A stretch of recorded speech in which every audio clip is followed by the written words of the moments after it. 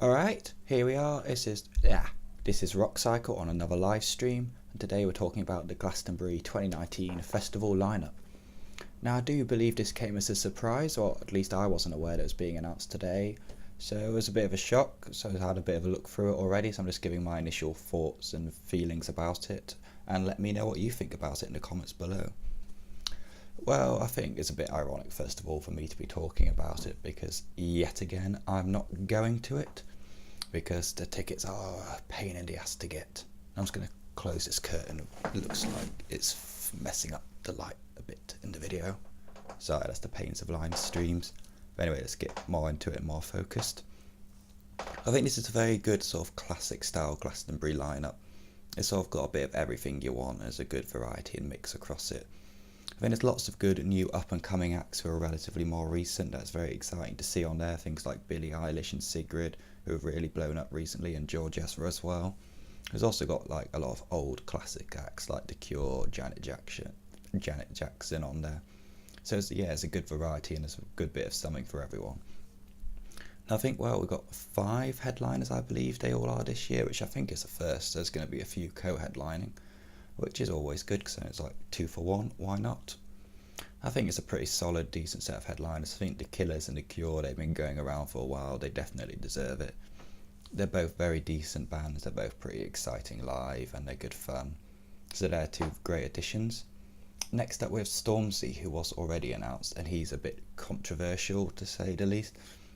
Because yeah, I've seen him a few times myself, and he's certainly a very good live act, and he's certainly a very hot act at the moment. He's really grown in popularity, and he's become like quite a public figure, not only as a like grime artist, but also as a personality, because he's very politically aware for a grime artist, from what I know of him at least. So he's often making use like that. So he's certainly an interesting name to have.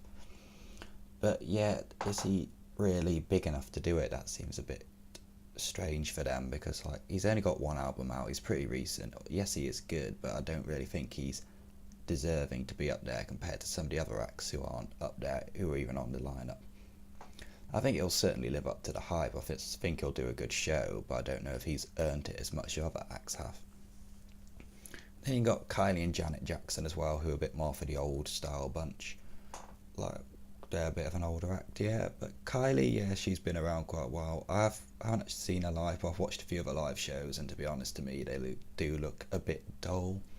But I think that might partly be because she's not really the music I'm into, but it does just sort of look like a lot of just standing there bobbing your head to music rather than fun jumping up and down rave style music, which you kind of want a bit more of a live experience. You want something with lots of energy that you can enjoy. You want it not just to be an audio experience, you want it to be like a full like experience, physical, visual and everything going on like that. Anyway, besides the headliners, the whole way you look down the festival lineup, it's full of great acts from top to bottom. Like, they are really a festival that doesn't only focus on the headliners. They make sure every stage of the day is a good place to be. There's always great acts on from the start of the day.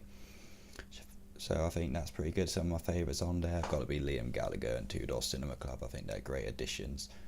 And they both got new albums coming out this year, so they should be interesting to hear live at this festival. But I do feel overall, maybe it's because I'm not going, but I don't feel too excited about this lineup. I feel it's a bit vanilla, I'll say.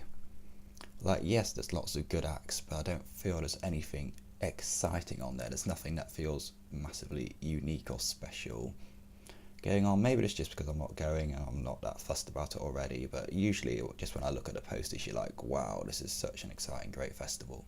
Like, yes, this is a good festival, but I don't know.